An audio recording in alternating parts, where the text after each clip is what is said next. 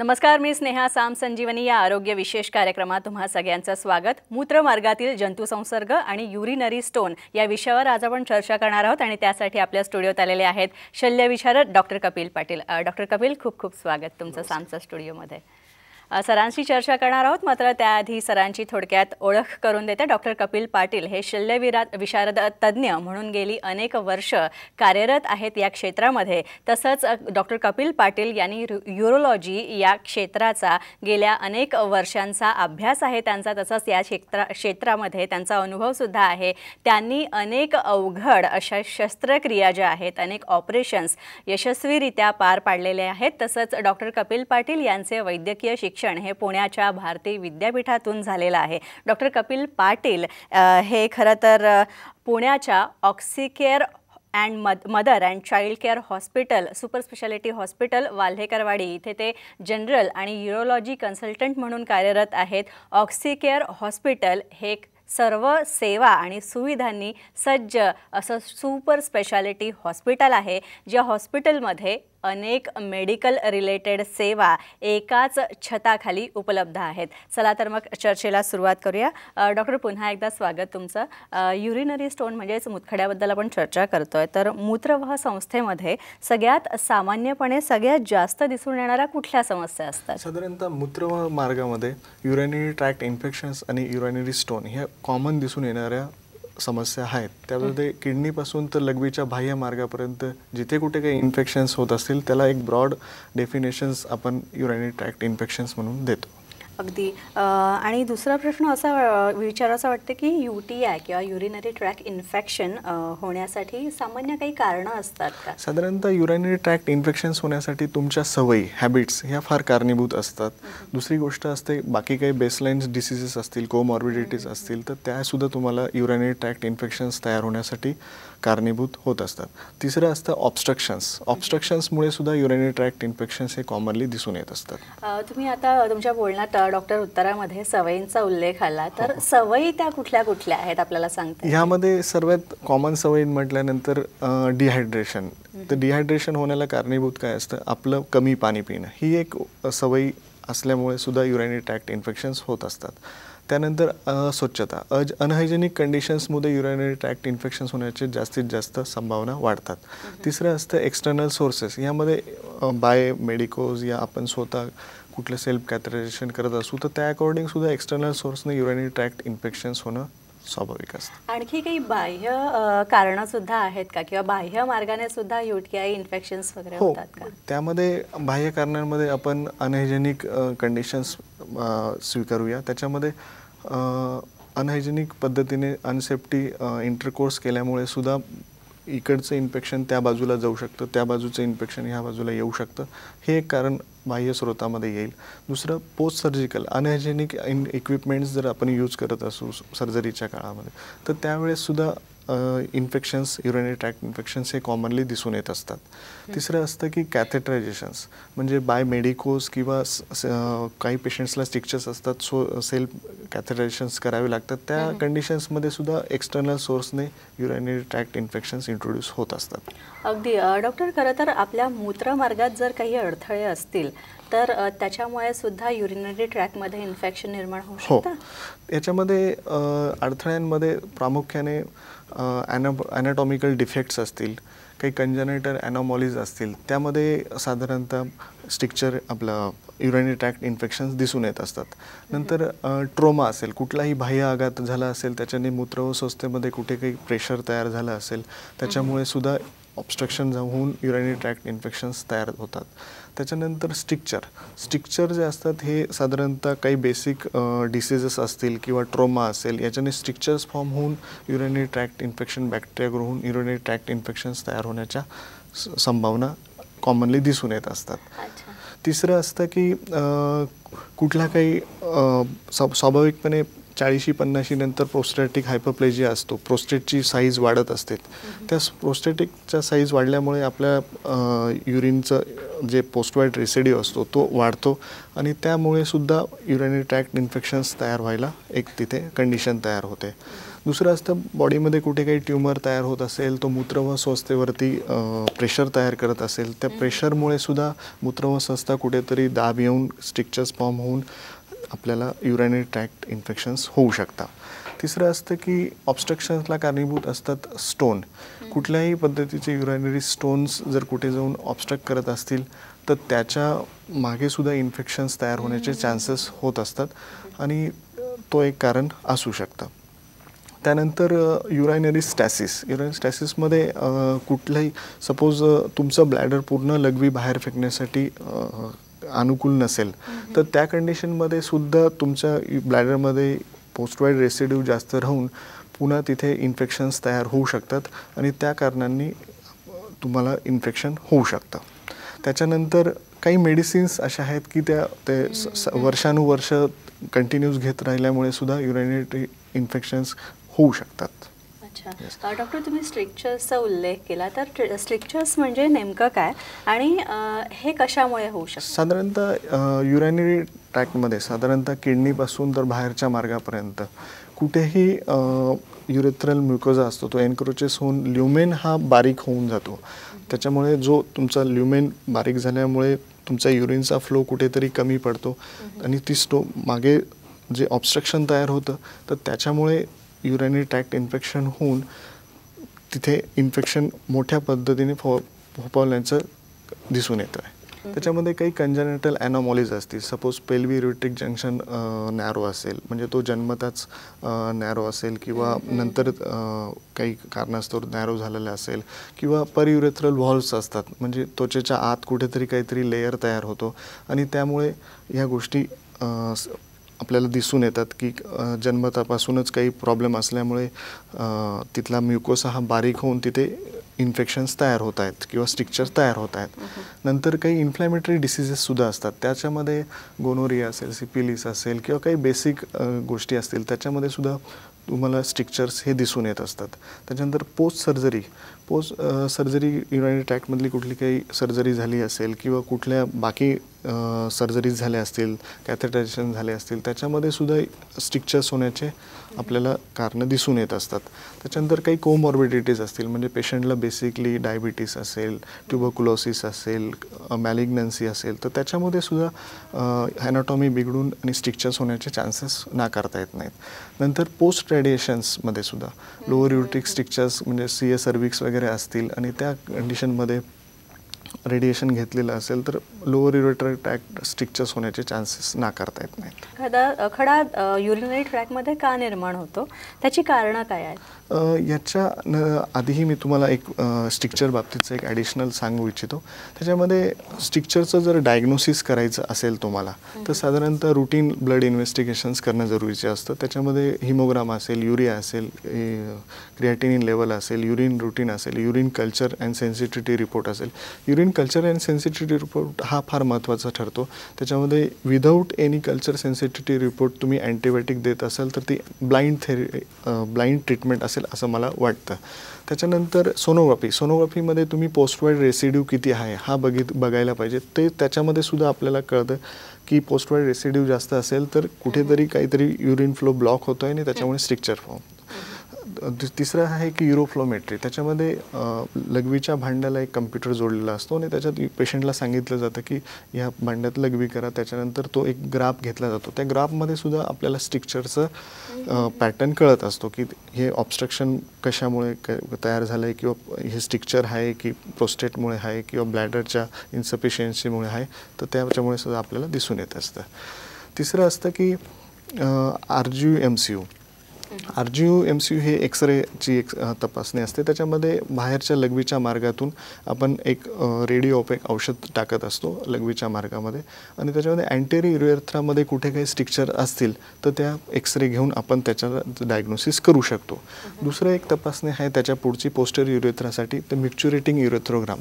त्याच्यामध्ये लघवीच्या पिशवीमध्ये आपला एक रेडिओपेक डाय कॉन्ट्रास्ट भरला जातो आणि पेशंटला वॉइड करायला लावलं जातं आणि त्यामध्ये एक्सरे इमेजेस घेतले जातात. त्याच्यात पोस्टेरियर युरेथ्रामध्ये किंवा ब्लॅडर नेकला कुठे काही स्टिनोसिस आहे का किंवा ब्लॅडरचा शेप कसा आहे, म्युकोसर कसा आहे, म्युकोसर लाईन कशी, याचं डायग्नोसिस त्याच्यामध्ये होतं. नंतर किडनीपासून तर ब्लॅडरपर्यंतचे स्ट्रिक्चर्स किंवा काही कुठल्या पॅथॉलॉजीज असतील तर ते आपल्याला CT स्कॅनमध्ये सुद्धा डायग्नोस्टिक पद्धतीने बघता येतात. MRI सुद्धा त्याच्यासाठी हेल्पफुल ठरत असतो. अगदी. डॉक्टर, एक कॉलर आपल्याबरोबर जोडले गेलेले आहेत. डॉक्टरांना प्रश्न विचारा. हां, माझा प्रश्न असा होता की ऑक्सिकेअर मध्ये हे सगळे ऑपरेशन्स होतात का? हो, ऑक्सिकेअर हॉस्पिटलमध्ये ह्या पद्धतीचे सर्व प्रकारचे ऑपरेशन्स आम्ही करत असतो. आमची टीम आहे तिथे, सर्व अरेंजमेंट होते आणि ह्या पद्धतीचे सर्व ऑपरेशन्स तिथे होतात. ओके.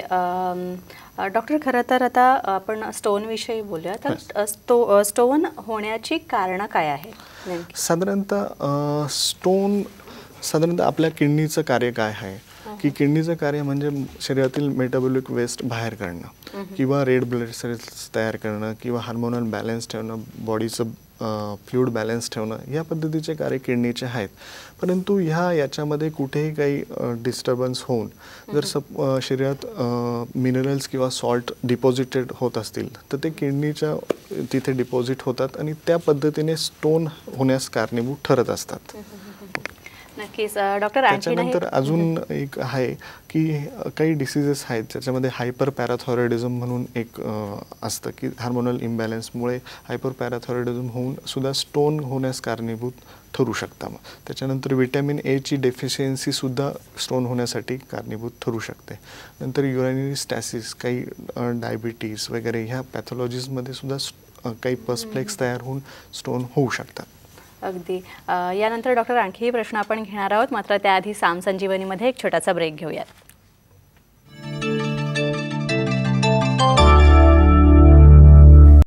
ब्रेकनंतर साम संजीवनीमध्ये पुन्हा एकदा आपलं स्वागत. आपल्याबरोबर आहेत डॉक्टर कपिल पाटील.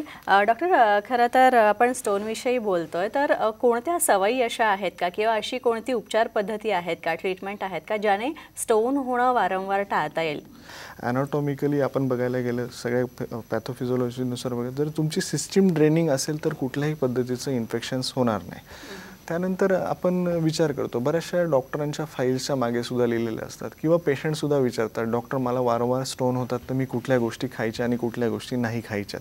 याच्यामध्ये मला असं वाटतं की तुम्ही तुमचं डाएट जर संतुलित ठेवला, सगळ्या टाईपचे फूड पदार्थ तुम्ही व्यवस्थित प्रमाणात घेत असला, कुठल्याही पद्धतीने अतिसेवन करत नसाल तर आय थिंक स्टोन व्हायला कुठलंही काही कारण निर्माण होऊ शकत नाही.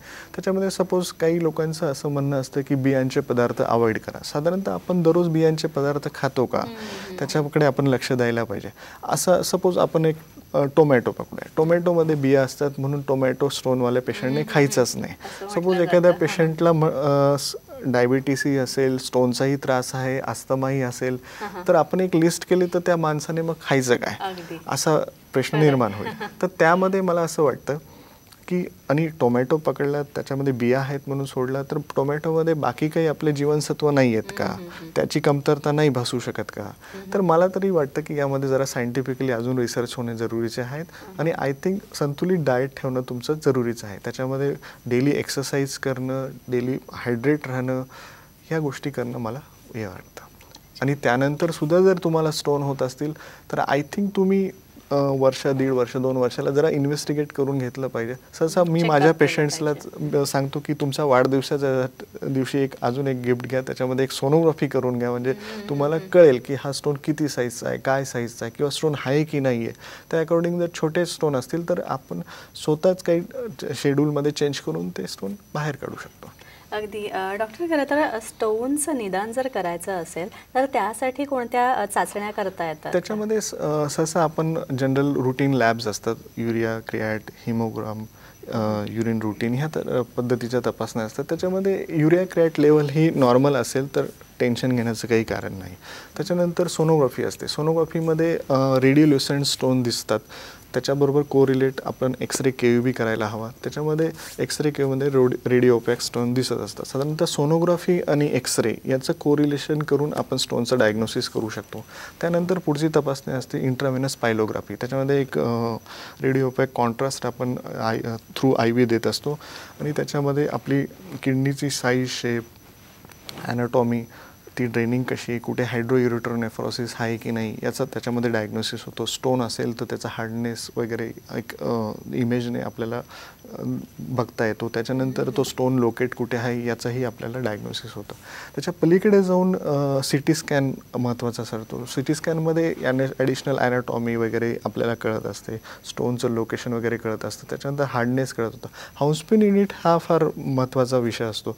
स्टोन तुमचा किती हार्ड आहे, त्या अकॉर्डिंग घनता किती आहे, त्या अकॉर्डिंग पुढची मॅनेजमेंट ठरत असते. जर तुमचा एखादा छोटा मोठा 3-4 mm स्टोन असेल आणि तो कुठेही काही ऑब्स्ट्रक्शन दाखवत नसेल सोनोग्राफीमध्ये, तर आय थिंक मला वाटतं की त्याच्यासाठी कुठल्याही ट्रीटमेंटची गरज नाही आहे. तुम्ही घाबरण्याचं कारण नाही. तुमच्या रेग्युलरली जे शेड्यूल आहे त्याच्यामध्ये चेंजेस ठेवा, डेली एक्सरसाइज करा, हायड्रेट राहा, मुवमेंट्स करा, शरीराच्या सर्व अवयवांची हालचाल होईल अशा पद्धतीचा व्यायाम करा. त्याच्याने छोटे मोठे स्टोन विदाऊट एनी मेडिसिन्स बाहेर येतात. त्याच्यामध्ये तुम्ही इन्व्हेस्टिगेशन्स करू शकता. त्यामुळे तुमचं युरिया क्रिएट नॉर्मल आहे ना, तुमचं सोनोग्राफीमध्ये तो स्टोन कुठेपर्यंत आला आहे किंवा एक्सरेमध्ये कुठेपर्यंत आला आहे ते डायग्नोसिस करून तुम्ही त्याच्यासाठी ट्रीटमेंट्स करू शकता. दुसरं असतं की काही मेडिसिन्ससुद्धा अवेलेबल आहेत. त्याच्यामध्ये लोअर युरेटिक स्टोन्स असतील तर त्याच्यासाठी काही मेडिसिन्स आहेत, काही डायुरेटिक, काही हर्बल मेडिसिन्स आहेत की त्याच्याने डायुरेसिस होऊन स्टोन पुश आउट करायला मदत करत असतात. त्याच्यानंतर सर्जिकल पर्यायसुद्धा आपल्याकडे अवेलेबल आहेत. त्यानंतर एक्सटर्नल लिथोट्रिप्सी वगैरे हे सुद्धा पर्याय आपल्याकडे अवेलेबल आहेत. की कधी कधी नुसता औषधांचा इंटेकने सुद्धा स्टोन ची समस्या जाऊ शकते, तर ती कुठली आहे? साधारणतः सपोज लोअर युरेटिक स्टोन आहे आणि तिथे एक 5-7 mm स्टोन आहे आणि त्याच्याने बाकी काही फरक म्हणजे युरिया क्रिएट वगैरे याच्यावर फार काही जास्त फरक पडलेला नसेल, तर काही अल्फा वॉकर म्हणून औषधं आहेत की जे लोअर युरेटरला थोडं डायरेटेशन्स करतात आणि डायुरेटिक औषधं असतात, काही सूज उतरणारी औषधं असतात. तर ह्या सगळ्या औषधांचा उपयोग केल्याने सुद्धा लोअर युरेटेक्समधले स्टोन बाहेर निघू शकतात. दुसरे काही हर्बल मेडिसिन्ससुद्धा आहेत की ज्याच्याने तुम्ही आयुर्वेदिक मेडिसिन्स आहेत, होमिओपॅथी मेडिसिन्स आहेत की त्याच्याने स्टोन ज्या ज्या पॅथींचा उल्लेख असेल किंवा ज्या रिसर्चने काही डॉक्टर्स छानपैकी छोटे मोठे स्टोन बाहेर काढून देत असतात. कोणत्या पॅथीची औषधं स्टोन बाहेर करण्यासाठी सक्षम आहेत जास्त? मला असं वाटतं की पॅथीच्या बाबतीत बोलण्या इतपत मी तेवढा सक्षम नाही. प्रत्येक पॅथीचे स्वतःचे काही रिसर्च आहेत, स्वतःचे काही मेडिसिन्स आहेत, ते ज्या त्या पद्धतीने उपयोग करत असतात आणि आय थिंक त्यांचा उपयोगी होत असेल. तर मला असं वाटतं की तुम्ही कुठल्याही पॅथीची ट्रीटमेंट घेताय तो तुमचा स्वतःचा प्रश्न आहे, परंतु जीही काही ट्रीटमेंट घेताय तर त्याचा तुम्हाला ॲडव्हान्टेज मिळतो आहे का, तुम्हाला काही त्याच्याने साईड इफेक्ट्स होत नाही आहेत ना, ते बघायला पाहिजे. त्याच्याने ॲडव्हान्टेज मिळत असताना डिसॲडव्हान्टेज ही होत नाही आहेत ना, हे आपण वेळोवेळी रेग्युलर चेकअप्स करून आपण डिसाईड करायला पाहिजे. त्याच्यामध्ये तुम्ही वेगवेगळ्या पद्धतीनेही सगळ्या ह्या पद्धतीचा विचार करू शकता. अगदी नक्कीच. डॉक्टर, एक कॉलर आपल्याबरोबर जोडले गेलेत. हॅलो, तुमचा प्रश्न विचारा. मॅडम, माझा असा प्रश्न होता, किडनी स्टोनची ट्रीटमेंट इन्शुरन्समध्ये कव्हर होते का आपली? साधारणतः तुमचा इन्शुरन्स जर मॅच्युअर असेल, साधारणतः 2 वर्षानंतरची जर तुमची पॉलिसी असेल तर I think all type of stone related surgery त्यामध्ये कव्हर होतात.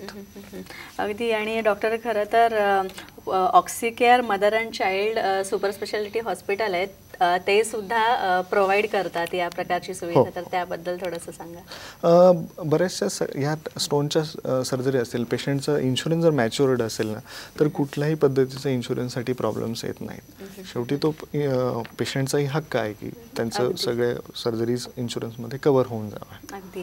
आणि परत डॉक्टर, आपण स्टोन विषयी डिस्कस करूया की स्टोन बाहेर काढण्यासाठी कोणत्या प्रकारच्या सर्जरीचे पर्याय उपलब्ध आहेत? साधारणतः जर स्टोनच्या लोकेशनवरती सर्जरीज डिफरंट असतात. साधारणतः ओपन सर्जरीसुद्धा स्टोनसाठी करतात. त्याच्या पायामध्ये नेफ्रोलिथोटॉमी असेल, पायलोलिथोटॉमी असेल, त्याच्यानंतर ओपन ब्लॅडर स्टोन्स असतील, URS असेल, PCNL असेल, RIRS असेल, लिथोट्रिप्सी असेल, ह्या टाईपचे सर्जरिकल ऑप्शन्स आपल्याला उपलब्ध आहेत. अगदी आता URSच्या बाबतीत बोलायचं झालं डॉक्टर, तर यामध्ये कोणते स्टोन बाहेर काढले जातात? साधारणतः URS म्हणजे युरोट्रोस्कोपी. त्याच्यामध्ये UVJ पासून तर PUJ पर्यंत, म्हणजे किडनीच्या मुखापासून तर ब्लॅडरच्या जिथे पाईप ओपन होतो तिथपर्यंतचे ऑब्स्ट्रक्टिव्ह स्टोन याच्यामध्ये क्लिअर केले जातात. साधारणतः जर युरेटर टाईट असेल तर त्यावेळेस फक्त स्टेंट टाकून बाहेर आलं जातं आणि दुसऱ्या स्टेजमध्ये तो स्टोन क्लिअर केला जातो. अगदी डॉक्टर, एक अगदी कमी वेळ राहिलेला एक महत्त्वाचा प्रश्न विचारते, तो म्हणजे लिथोट्रिप्सी म्हणजे काय आणि ती कुठे केली जाते? साधारणतः लिथोट्रिप्सी म्हणजे किडनीतल्या स्टोनसाठी केली जाते, परंतु त्याच्यामध्ये ही जर CT स्कॅनचा रिपोर्ट बघून आपल्याला ठरवता येतं की तो स्टोनची घनता किती आहे. जर तो हाऊस स्पिन युनिट त्याचा 1000च्या अराउंड असेल तर तो स्टोन लिथोट्रिप्सीमध्ये क्लिअर केला जातो. अगदी. आणि दुसरी एक गोष्ट म्हणजे युरिनरी स्टोनसाठी लेझर ट्रीटमेंट जी आहे ती नेमकं त्याचं वर्णन कसं करता येईल, आणि दुसरी गोष्ट म्हणजे ती कुठे इंडिकेट आहे आणि कुठे अनइंडिकेट आहे? साधारणतः प्रत्येक पेशंटचं असं म्हणणं असतं की माझी सर्जरी लेझरने करून द्या, परंतु लेझरसाठी सुद्धा तुम्ही विचार करताना तो लेझर यूज करायचा की नाही करायचा हे तुम्ही तुमच्या ट्रीटिंग डॉक्टरांवरती सोडा.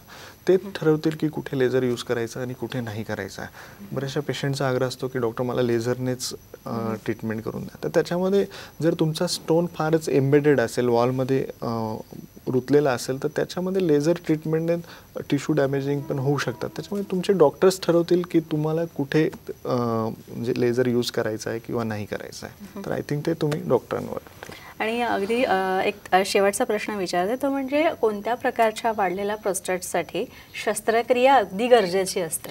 याच्यामध्ये सर्वात पहिली गोष्ट, प्रत्येक पुरुषामध्ये प्रोस्टेट असते आणि साधारणतः स्वाभाविकपणे साधारणतः 40-50 नंतर काही पेशंट्समध्ये प्रोस्टेटची वाढ होत असते.